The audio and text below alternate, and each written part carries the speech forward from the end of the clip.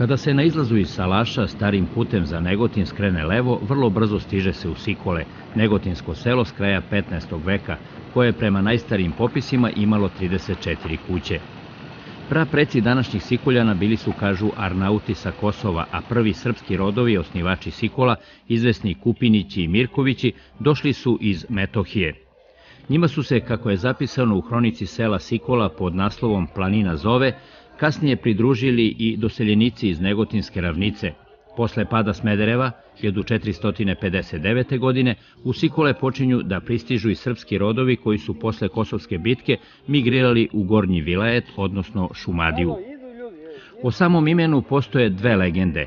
Jedna kaže da je Sikole nazvano po sokolima kojih je u to vreme u podnožju Deli Jovana bilo u izobilju, a druga pak, u koju Sikoljani više veruju, ime Sikola povezuje sa bačijama, koje su se nekada zvale Sihule, što znači vime ili sisa.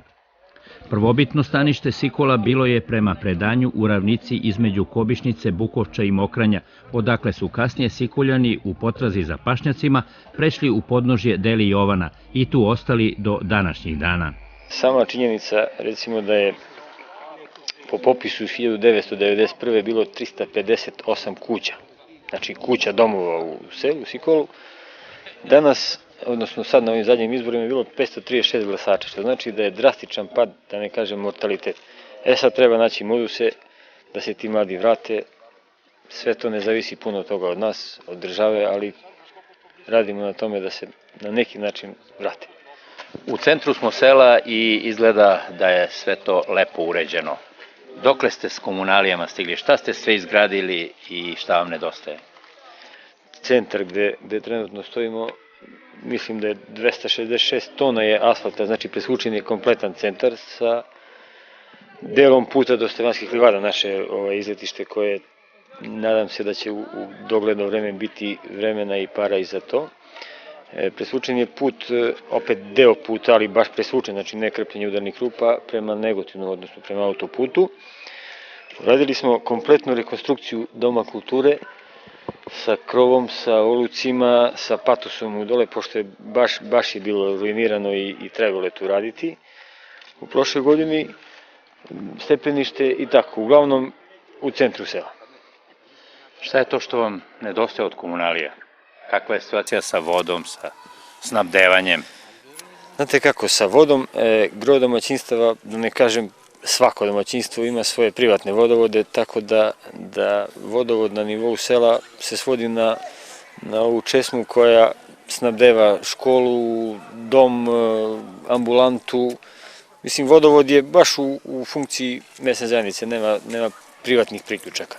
Doktor nam dolazi jednom nedeljno, pošta radi 2 dana u nedelji. Imamo u selu 2 veterinarske stanice koje rade dobro, imamo 2 zadruge koje funkcionišu, mada mislim da bi tom zadružnom delu trebalo još više dati šansu, jer znate kako, ljudi su na selu vredni, radni, ali ako nemaju to kome da plasiraju, džaba im je sve to. Najčešće zanimanje Sikoljana bila je poljoprivreda, a slika koja se svakog jutra može vidjeti ovde u centru sela ukazuje na činjenicu da su stočarstvo i proizvodnja mleka sastavni deo života svakog Sikoljanina. Jutro sam donao 20 litra mleka od 3 grla. Jer to ukupno toliko grla imate ili ima još u štali? 3 što se muza, imam 2 junice, male, mlade. Kakvi su danas uslovi za proizvodnju mleka? Pa šta ja znam kakvi su. Da li ste zadovoljni cenom, otkupom? Pa šta, malo pa nam skidaju cenu otkup mleka i sve. Koliko godina imate i imali mlađih koji se bave ovim poslom? Nemam mlađi, ja imam 33 sam godište, ja i baba. Samo su ostali mnogo stariji ljudi sada, to je najglavno. A gde su mladi? Tišli nigde nema, niti su na poslu, niti koji djavo, ne znam nijak gde su, pitamo se gde su. Kakvi su danas uslovi u poljoprivredi i života na selu? Vrlo teški, da se razumemo. Ako se kaže da tom seljaku je nešto dato, ništa nije dato, to mogu da kažem. Jeste da nam neke beneficije daju, ali šta ja 76 punih godina imam i baba. Sin mi je nastradao prije 12 godina od infarkta srca, unuka po Negotinu i eto mučimo muke, a to sve nije lako. Koliko hektara obrađujete i imate li mehanizacije? Ja imam dosta hektara, ali 3 hektara ne obrađujem. I nudio sam ko hoće, neće niko da radi, jer smo stari 76 godina. Nisam više kada radim, negde oko 3 hektara u Vrglave. Imate li mehanizaciju ili plaćate drugima? Sve moje. Imam mehanizaciju, ali nemam snagu. To je strašno. Sami vozite, sami? Sami sve. Pa ja imam 10 grla, ali planiram da to smanjim. Nešto tu ne štima u ovoj našoj državi. Šta je to? To je u pitanju proizvodnja i plasman mleka, ali ne plasman, nego plasman ide nekako, ali ne ide cena koju treba vi da kupite tamo u prodavnici i naša cena koju mi dobijamo kao proizvođači. Tu je velika razlika. O tome se radi. Inače, kad bi se to malo sredilo bolje, mi bi mogli da unapredimo tu proizvodnju još, premda sam ja već i u godinu, ali ima tu i mlađih ljudi koji bi to mogli da urade. Ali to nije u redu sa našom politikom i nije proizvodnja će da stane jednog dana. O Sikulu kao selu sa mlekarskom tradicijom govori i podatak da su svoj interes ovde našle 3 mlekare: Imlek Beograd, Džersi Knjaževac i Matalj Negotin. Imamo 2 Imlekova otkupna mesta, otprilike 30-ak ljudi nam nose. Ovde ima 460 koji litar mleka i na drugom otkupnom mestu imamo 200 i nešto više, znači otprilike oko 700 litra mleka je Imlek na ovom našem području. Ovi ostali, verovatno da su tu negde i oni, tako da otprilike nekom, recimo, tona i po do 2 na teritoriji celog sela. Da li je nekada bilo više? Pa bilo je više, sigurno da je bilo više. Imamo dosta ovih migracija, ljudi u grad odlaze, mladi nam, da ne kažem, beže sa sela, mada mleko kao osnovna životna namirnica je izvor života i ima svojih prednosti, bez njega se ne može. Mada, kažem, bit će valjda bolje. Imlek je tu dosta radio po meni, edukacijom ljudi i u interesu Imleka i u interesu ljudi je da toga mleka ima više. Jer verujte mi da je mnogo teže, recimo, od jedne krave koja ima 3,5 ili 3,6 te masne jedinice kako je nekad bilo, ne može nikad čovjek da napravi 4,2. Ali isto to mleko može da recimo ujutru ako je pomuzao da ga odmah donese na mlekaru, samim tim će ono biti ispravno i biološki i imaće cenu višu. Najveći broj donosilaca mleka u Sikulu ima 1, 2 ili najviše nekoliko krava. Ima međutim i onih sa 10 i više muznih grla, pa zato i nije čudo što ovakve kante nisu retkost na sva 4 otkupna mesta. Jedan od njih je svakako i Nebojša Đorđević, koji bi, kako kaže, rado povećao proizvodnju samo kad bi uslovi bili bolji.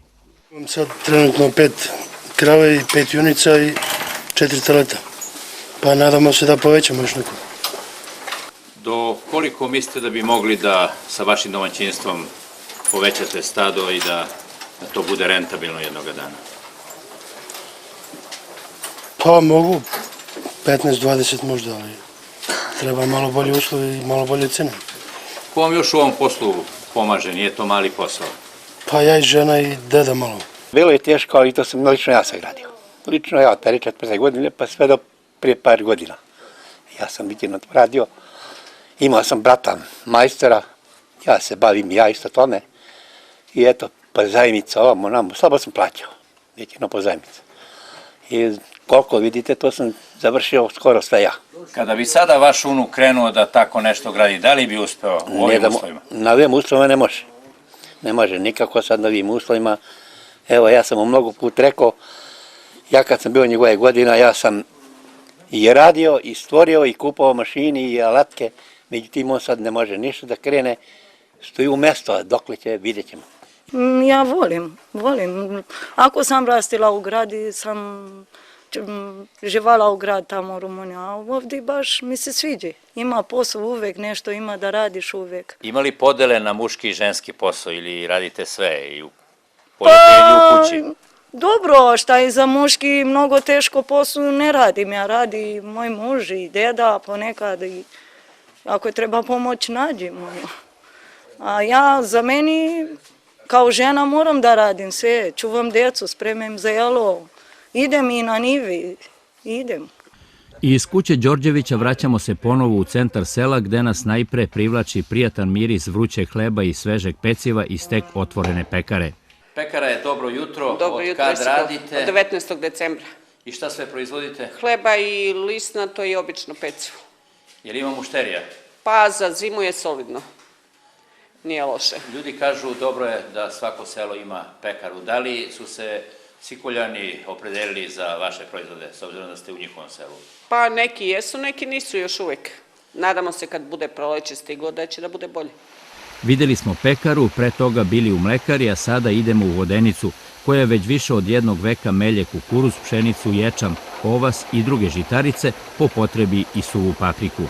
Pa Vodenica je stara mnogo, ja ne radim baš dugo, ja sam radio u Bor, sad sam u penziju i sad sam došao ovde. Inače Vodenica ima sigurno preko 150 godina, tako da i moji paradeda, oni su tu mleli još da. Ima danas posla za vodeničare? Pa ima, ali slabije, jer više su čekićari, električni mlinovi, ima to jedino koji za brašno za jelo sebi, kukuruz i žito počinju da melju isto, integralno brašno prave. Meljem i papriku, alevu i šećer, pčelari neki melju prave pogače, tako da ima, ali nema toliko kao nekad što je bilo. Nekad se mlele i jarme za stoku i sve, tako da dosta slabije sada. Da li dolaze ljudi iz okolnih sela? Dolaze iz Brestovca, iz Metriša, iz Salaša, tako po neki, ali počinju uglavnom, dolaze. Koliko ova vodenica može za 24 sata da se melje? Pa sad zavisi do protoka vode i sve to, ali kad ima voda i sve to, pa može do 200 kila za 24 sata da se melje. Stara je Vodenica u Sikulu, ali je sve starije i ovdašnje stanovništvo, pa je i ambulanta zdravstvenog centra iz Negotina stalno puna. Najviše ih je do duše četvrtkom kada u selo dolazi lekar. Ljudi na selu najčešće se zažale, kao i većina tog hroničnog, odnosno starije populacije i ovde, a i u zdravstvenom centru Negotin, dakle na povišen krvni pritisak, na hronična srčana oboljenja i imaju, dakle, za njih, tako da kažem, učestale tegobe koje su, eto, tako, posledica života na selu, dakle, razne reumatske bolesti, bolove u leđima, u nogama, rukama, dakle, posledica rada i tako, dakle, evo, to su njihove najčešći simptomi zbog kojih oni dolaze. Dakle, ovde obavljamo preglede, prepisujemo lekove, dakle, ili one koje ja odredim u najvećem broju slučajeva, to je već specijalistička terapija koju oni imaju od ranije. Lekar u Sikule dolazi samo četvrtkom. Medicinska sestra je, međutim, i danju i noću tu, da izmeri pritisak, da injekciju ili previje ranu bolesniku. Zavisi od terapije koliko doktor prepiše i onda koliko idu i sa strane i dolaze kod mene, onda dajem injekcije, previjanje, ispiranje uha, merenje pritiska. Od lekara sam zadovoljna.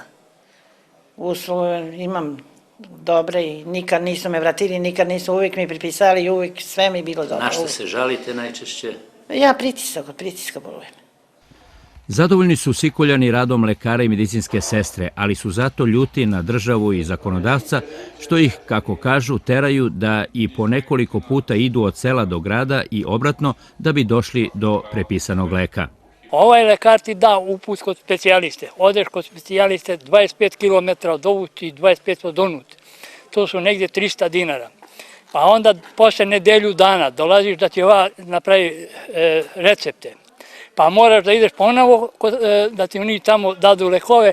To tako da te košta oko 600 dinara samo prevoz dok dođeš do lekova, plus lekovi. Tik uz ambulantu nalazi se osnovna škola u Sikulu, obrazovna ustanova sa najdužom tradicijom u Timočkoj krajini. Ovde i u Donjem Milanovcu su naime još 1807. godine otvorene prve zvanične državne škole u istočnoj Srbiji. Od tada pa do danas kroz Sikulsku školu prošle su mnoge generacije osnovaca. Današnja sikulska deca podeljena su u dva mešovita odeljenja. U jednom su predškolci i učenici 2. i 4. razreda, a u drugom prvaci i trećaci. I svi su listom želeli da nam pričaju o Svetom Savi. Sveti Sava, najveći učitelj srpskog roda, najveći prosvetitelj srpskog naroda. Naš veliki ponos i naša slava, veliki srpski sin Sveti Sava. Sveti Sava, Vasilja siroča. Ko uči, taj će večno srećan biti, taj neće znati šta je duga jad. Sveti Sava, puci se mračno nebo i crna sume počne prijeti, a u Srbiji na srce bije, oće Sveti Savu da osveti. I kad je najteže bilo, dopirao je glas, ne bojte se braćo, Sveti Savi iza nas. Radim od 79. godine, evo 29. I volim decu, volim selo, volim taj poziv, pošto sam i ja sa sela, tako. Tu stanujem, živim, radim i sin mi je ovdje završio školu, sad je nastavnik muzike isto u ovoj školi. Svi smo ovdje, deca su dobra, poslušna, mirna, tiha. Ja imala sam više puta prilike da pređem u grad, ali ja više volim selo. Volim zvezdu kad se blista, volim reka kad je čista, volim nebo kad se plavi, volim cvetić mirisavi, volim šumu, volim goru, volim blagu rujnu zoru, volim baštu, volim polje, volim ljude dobre volje. Osim klasičnih nastavnih sredstava u osnovnoj školi u Sikulu koriste se i savremeni audio i video uređaji. Dečak se bojao vukova, urlinkali su noću iz šuma oko grada tvrđave u kojoj je živeo. Grad se zvao Ras, a dečak Rastko. Bio je najmlađi sin gospodara grada velikog župana Stefana Nemanje. Dok ih je slušao kako zavijaju, dečaku je izgledalo da su vrlo blizu. Pa meni mnogo pomaže i olakšava mi rad, a deci je mnogo lepše i vidim da više prihvataju taj način i interesantnije im. Ja mislim da je i njima bolje. I za čas muzičkog i za, sad spremamo priredbu i mnogo nam je lakše. Do sada smo imali jedan mali kasetofon i tako, a sad nam je to omogućeno, pa tako imamo širok izbor. Mislim, ipak možemo da, uz ostala nastavna sredstva, imamo tu i grafoskope i tako da koristimo to maksimalno, mislim, kad god imamo potrebu, mi to iskoristimo. A mislim da je njima mnogo interesantnije ovako, ipak mogu da čuju, čitam im i ja, ali trudim se da to izraženo i tako, međutim, ipak je lakše ovako. Sa Svetim Savom smo započeli druženje sa sikolskim osnovcima, sa njim ćemo ga i završiti. U vreme kada je on živeo, narod je bio nepismen i živio u teškom neznanju. Teško patio su životu zbog neznanja i poboljevao. A Sveti Sava je išao od sela do sela, od kuće do kuće i trudio se da nauči narod kako da lakše i bolje živi. I tako idući jednom dođe on na jedno mesto gde su neki ljudi gradili kuću. I kada on pogleda šta oni rade, oni sa vrećama iznose pomrčinu iz kuće. I Sveti Sava pogleda šta oni rade pa kaže, pa ne može tako da se iznese pomrčina iz kuće, nego napravite prozore pa će pomrčina da ne stane. I pomogne on njima, pokaže im kako da naprave prozore i čim oni naprave prozore, u kući uđe sunčeva svetlost i sve postane svetlo i čisto. Eto vidite, deco, znači Sveti Sava je naučio, preneo je znanje ljudima kako da lakše i bolje žive. Znači, znanje je kao sunčeva svetlost. Ono razgoni tamu neznanja svuda na svakom mjestu i u svako vreme. I vi se morate truditi, znači kao đaci, da što više naučite u školi, što više koristi znanja kako bi u životu lakše, zadovoljnije i zdravije živjeli. Duga je tradicija školstva u Sikulu, jer je još duži takozvani duhovni život Sikoljana. Sigurno je naime da je Sikole imalo svoju crkvu još 1736. godine, jer se u ispitu krajinskih sveštenika u toj godini kaže da paroh sela Luke, Rečke i Gornjana služi liturgiju u Sikulu, pošto nije imao crkve u svojoj parohiji. Ne zna se tačno gde je bila, ali se zato pouzdano zna da je druga crkva u Sikulu, posvećena Vaznesenju Gospodnjem, sagrađena od Brvana 1827. a ova sadašnja 1908. godine. Naša je crkva Sveta Trojica. Za vreme trojice nosimo litije i dosta se sakupe mladi. Ima i stariji, ali više mladi. Drugo, Svetog Savu isto slavimo, bogojavljenje, sve ove Božić, badnjak palimo za vreme badnjak večere i tu se sakupi isto dosta mladi i stariji. Onda sa badnjakom prođemo po crkvi, blagoslivljamo za rode dece, stoke. Dolaze mladi u crkvu koja, kao retko koje u istočnoj Srbiji, ima električni potezač zvona, ali ih je više, čini se, u kulturno-umetničkom društvu, koje je, sudeći prema priznanjima koje vidimo, veoma uspešno. Kulturno-umetničko društvo Čučuk Stana i Sikola ima oko 100 članova, koje su podeljene u 3 svoje neke sekcije, folklorna koja je najbrojnija, zatim muzička i dramska sekcija. Inače, od starosti od 7 do 70 godina su svi članovi kulturno-umetničkog društva. Od 2000. godine pa na ovamo prošli smo maltene celu sadašnju Srbiju, gostovali smo u Republici Srpskoj, inače osvajali smo dosta brojne nagrade, što pokazuju ove diplome. Inače, najdraža nagrada nam je u Republici Srpskoj kada smo bili prvi za očuvanje izvornog narodnog stvaralaštva. Poznato je i priznato kulturno-umetničko društvo iz Sikola, ali je daleko poznatija legendarna Čučuk Stana, čije ime ono nosi. Ona je bila veoma lepa, niska, lepota je jedna hrabra, voli pravdu, nikako ne trpi nepravdu. I Čučuk Stana je rođena 1792. godine u Sikolu. Tu je imala popovska škola, pozadi tamo dole, i ona je išla u tu školu i završila školu. Čuvala je u ovce na padinima Delijovana i jednom prilikom bećari Milenka Stojković upali su u Sikole i opljačkali njenu kuću. Iako su Srbi bili, oni opljačkali njenu kuću, uzete njene darove. Ona posle odavde ponela par čerapa s njom i kad je otišla u Poreć na pijac, ona turila te čerape pored nje. Hajduk Veljko je naišao, samo ona nije znala ko je to Hajduk Veljko, je naišao i rekao, ubre ženo, ko je opla ovako lepe čerape? Kaže, izvini, ja nisam, kaže, žena, ja sam devojka Čučuk Stana, kaže, iz Sikola Radovana, ćerka. Pa kaže, bili ti, kaže, prodate čerape? Pa kaže, kako da ne bi? A što te ne čuvaš za mladoženju koju te prosi? Pa ako bi se našla takva mladoženja kao što si ti, izvini, prosi kaže ti, ali kao što si ti. Nego vidiš, vaša vojska mene opljačkala. Jer ti si kaže taj Milenko Stojković? Ne, kaže, ja sam, kaže, Hajduk Veljka. A ovo, kaže, čuli smo, pa Hajduk Veljko brani naš Srbi. Ili devojko, bi ti pošla za mnom?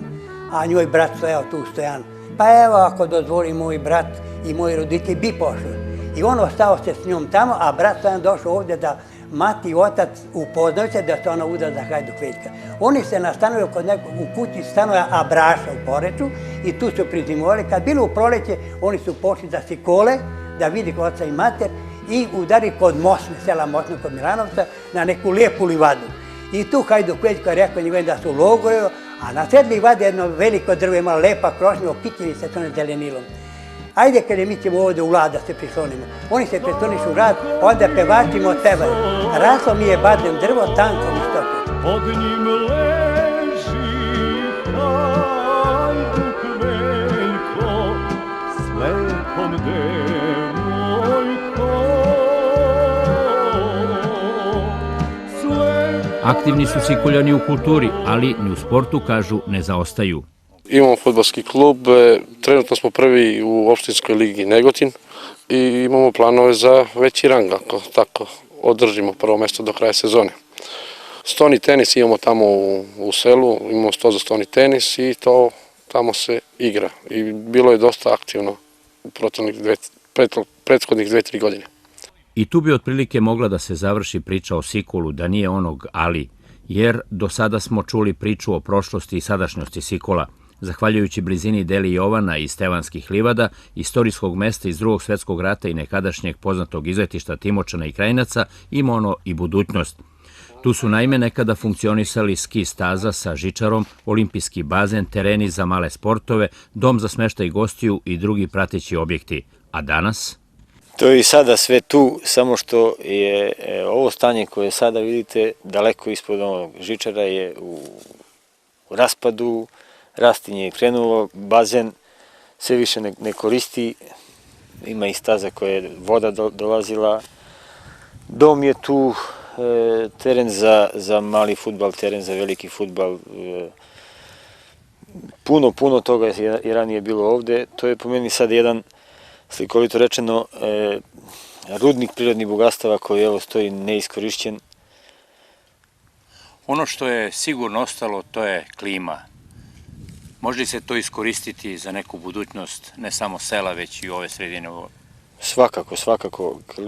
Klima na Delijovanu je slična klimatskim uslovima Zlatibora, tako da je Zlatibor u prednosti što je to urbanizovano i što je tamo sve to sređeno, pa ima i ime Zlatibor. A možda i neka prednost ovde kod nas, Delijovan, što to nije urbanizovano, što je ovde sve bukvalno prirodno, od ovog vazduha koji nas okružuje do planine, do svega toga. Čak iznad nas nekih 200-300 metara postoji takozvana vazdušna banja, koja je po meni, iz nekih mojih informacija, nema nigde u Evropi. Tako da se ljudi samim dolaskom ovde lakše osjećaju, čak šta i leče od nekih bolesti, što je po meni veliki plus za nas, za ovo selo, za neke nove investicije koje bi opet dovele do razvoja samog mesta, da ne kažem i okoline, do lovnog turizma